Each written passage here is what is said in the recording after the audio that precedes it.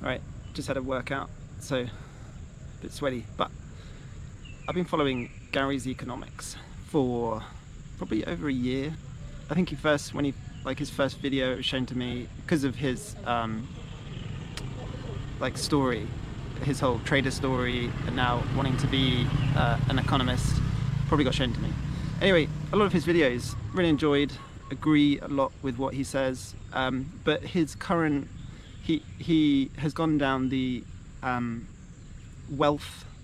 attacking wealth as his main point, and I wonder if it's for the clicks, because people are really happy to attack the rich. It's a good narrative, gets lots of support, and it will help, because he in this latest video he talked a lot about his channel and how it's grown and all this kind of stuff. So maybe he's gone down the route that got him the most support, followers, views, whatever. He's written a couple of books. That's always a good way of getting was it social proof they call it? Anyway, so I disagree with his tax the wealth, and I'm going to explain it exactly why. And of course this is just my opinion, he has his opinion, everyone has an opinion, right? And they're all completely worthless, so this is just mine. Watching him last night, it just provoked enough in me to, I then spent the next few hours getting my notes together, doing some research, backing up what I thought I thought, and so on. And so let's go. Right, so first things first, what is wealth? Well, Gary likes to go down the line of if you own an asset is wealth. So if you own property, if you own land, if you own anything, but it's something that generates passive income, or that goes up in value with like inflation.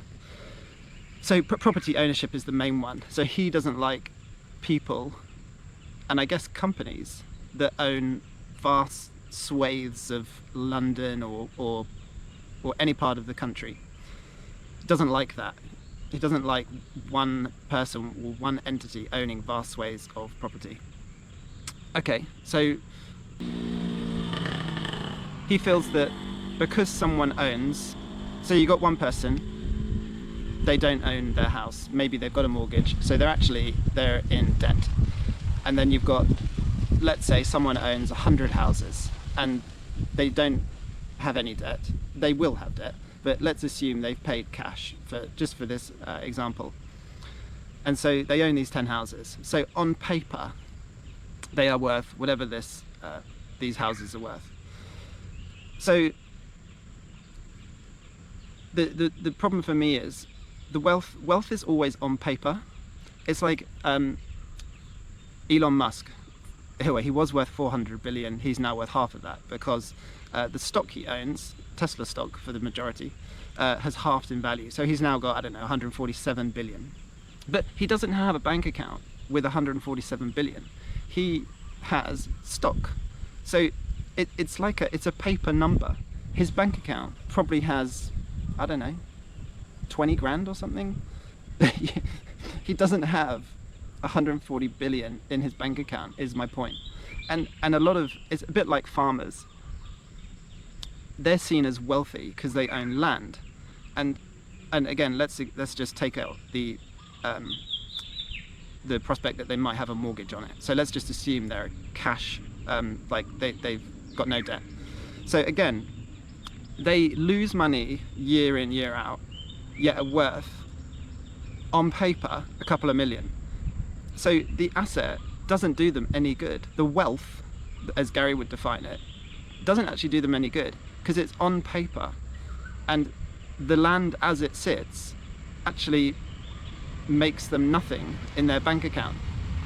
They'd need to sell some of it to have cash in their bank account. So for me, so let's do what Gary wants to do. He wants to just tax it, right? So all the landowners have to sell half their land, and that has to go to the government, right? The cash money, and someone else buys it. That's what's got to happen, right? Or the properties, that owns 100 properties, and he's now got to sell half of them just to take away his wealth. So if it's a tax, that money goes to the taxman, goes to HMRC, right? To the government. Do you think if you're that first person that has no wealth, so zero house, zero assets, do you think there's any chance you're going to see 1 penny of that confiscated wealth? There's no chance. You're not going to see it. It's gone. Unfortunately, the government is very good at, like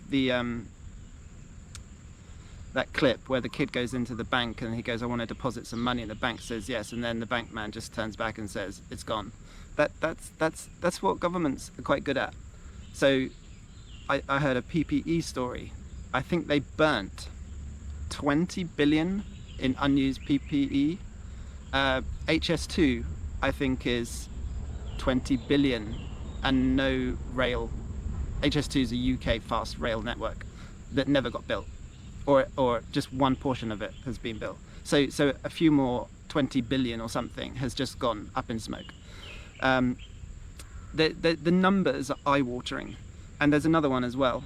Oh yeah, the government backed some group to set up a UK battery park. So for 2 years, I think, at the cost of billions, 100 and something people were employed for 2 years, and the end result is nothing. So 20 billion, 20 billion, 20 billion, all gone, literally vanished. So do you want to give the government, you want to take all these people's wealth, let's say half, and it goes to the government, and if they follow their form, it's just fact, the money will disappear. And do you think for one moment that you with no house will see any of the money? I'm guessing you'll see zero. So Gary would achieve, in Gary's world, Gary would achieve nothing. He'd achieve worse than nothing, because now the wealthy, I don't like to describe people as wealthy, people that have the land and the assets and so on, they've now got half, and great, and the rest of the money's gone. So that's my problem with the, I don't know if it's the reality, but that's what would happen. So, and that's what happens with most taxed money, it vanishes. So what's a better way? You know, if I can criticize, I surely need a solution for our dear Gary. And this is where I went, oh, that was the other bit I wanted to say. The wealth isn't the problem. Like, I think so many things these days, we look at the result, like the symptom. We don't look at the cause. So wealth is the symptom of problems in the system. I've talked a lot about, I've done a few videos now on like how the system is at fault, not the individual, not the politician, not all the ones, not the immigrants. It's the system. They're just the result. And this is another one. Wealth inequality, which actually hasn't changed much since the 90s. There's a metric, there's a ratio. It's like the Martin-Gibbs ratio or something. It's actually almost unchanged. All there is a focus on it. And people pointing their fingers. Because as if it's a new thing. It's not a new thing. So anyway, for me, the wealth is the symptom of the problem, not the cause. And then I looked into, well, I've spent a lot of time looking into the causes to the UK and why it's in the position it's in and so on.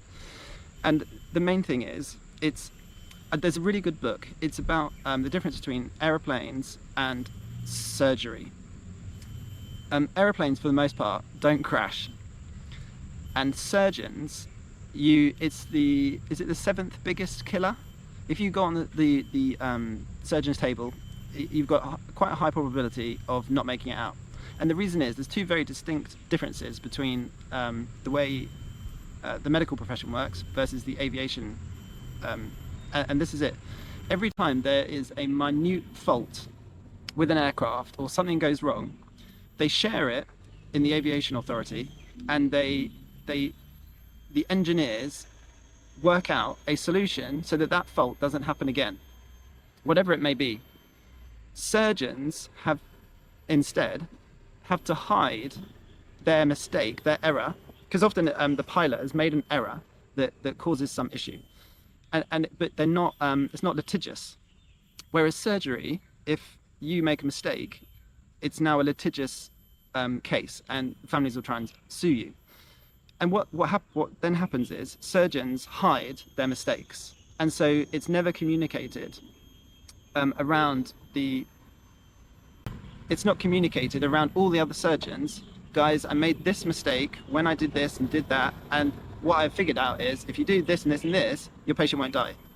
So, and the result is that there's very, very few plane crashes or aviation issues, whereas there's lots of medical issues, and it's the difference in the way they treat it. So my point is, oh, that was it. So what they realized with planes is that one thing can go wrong, two things can go wrong. There's a critical number. If 7 things go wrong, it's likely going to result in a fatal accident. In surgery, I'm sure it's the same. I'm sure things go wrong all the time in surgery. And there's probably that point where if 7 things go wrong, your patient might die. So the economy is the same thing. It's not one thing. So we point at immigrants, we point at a politician, we point at, but what actually we see is many, many things all coming together to, for the UK, for example, many, many small decisions working against what would otherwise be a good system. So, for example, we had Brexit, obviously handled very badly. There was never really any expectation that it wouldn't go any other way. Austerity, that in hindsight has been terrible for the UK economy. At the time, I think it had a lot of support, but when we look back now, it was a lot of governments threw money. We decided to pull money, and it's actually hurt the UK economy quite significantly. But I think, anyway, so that's one thing. Obviously, ongoing regulation, poor planning laws in the UK. That means nothing gets built. There's loads of little issues, and they all come up to take you past that critical 7. And then you get the downfall. You don't get a plane crash, but you get a country crash. So wealth inequality for me is the result, once again, of a handful of policies, all adding up one on top of the other to exacerbate that feeling of wealth inequality. All right, so Clever Pants, how do we fix it? Well, got an opinion, only an opinion, probably worthless. Well, it is worthless because I'm sat here on a bench. What you actually want to do is I think, the inverse of what Gary's proposing. He wants to tax the wealth. I want to do the exact opposite. I want all the wealth in the world to come to the UK, or whatever country it is. If you're trying to tackle this, you actually want all the wealth. You want everyone with billions and millions to come to, let's take the UK in this example because we're talking about Gary. And you want that wealth in the country because wealth has to be spent. If someone buys 100 houses, they have to be rented. If someone brings in wealth and wants to build a factory, Dyson or Ineos or some company we don't have in the UK, and that wealth comes in and builds a factory and employs people and gives work and therefore wages, that's a good thing. You've brought in wealth, but wealth doesn't sit in a bank account. Wealth gets put to work. So for me, you don't want to tax it. You want to do the absolute opposite. You want to attract it to your country. Do you want Dyson, I don't know, he owns a whole load of land, doesn't he? Do you want him to be taxed, I don't know, 90%, so that he's got barely anything left? He'll probably get the hump and leave and take all his office, his factory, I think he has a small factory in the UK, and then leave? Or do you want him to repatriate, I think he's got a concern in Singapore, or do you want him to repatriate all the money and build another factory? If you were to live nearby, which one would you want? Him to sell everything, or for him to bring everything to the UK. I'd go bring everything to the UK, please. Please bring everything to the UK. Please bring all your wealth to the UK, and please build a factory, give me a job, give everyone a job, and bring all your friends with all their factories and all their wealth to the UK. Because with wealth comes investment in innovation, in education, in infrastructure, in you name it. It will happen as a result of wealth coming into the country and people getting wealthier. It's not, for me, it's not about taking the wealth away from those that have it. It's about it's about giving the people that don't have it the chance to earn and therefore create their own wealth, in whatever form that may be. What is fact is that since around 2000, well, I think it's actually 2008, the productivity of the UK per capita is unchanged. That is, compared to our Western counterparts, that is very unusual. Everyone else, their productivity per capita has increased. The UK has not.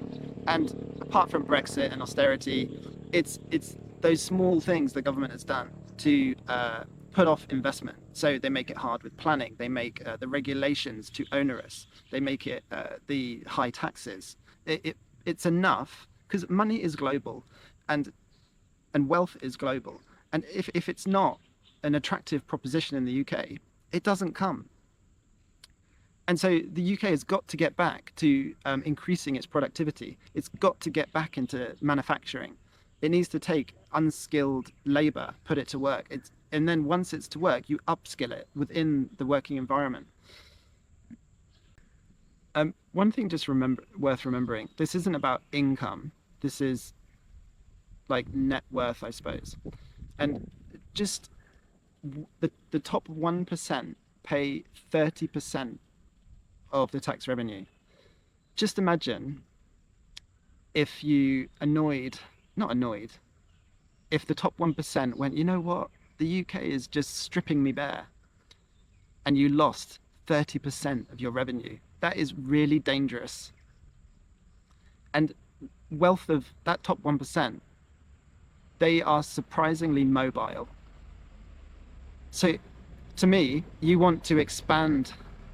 I'm weirdly the total opposite of Gary. I want to make the top 1% even bigger, because if they pay 30% of revenue, I want more of them. I want as many rich people in the UK as possible, because without them, without that 1%, and without that top 1% growing, who's going to pay the revenue? So I hope Gary's current popularity, he's been on the TV shows, he's been doing all the podcasts, I really hope it doesn't get traction, because his narrative for me is extremely destructive and will lead to a faster decline, in my opinion, in the UK. And yet, the people love to attack the wealthy, but it's on paper. If you own 100 houses, it's paper wealth. And if the government gets hold of it, you've got another, they'll literally send the notes to the incinerator and flame it. It's not their job either. The wealth creation is the job of the people. It's innovators, it's creators, it's people that build factories, it's risk capital. And it's not the government's job to allocate risk capital. It's simply not their job. Their job is law and order and infrastructure, medical, health, and so on. It's not their job to innovate.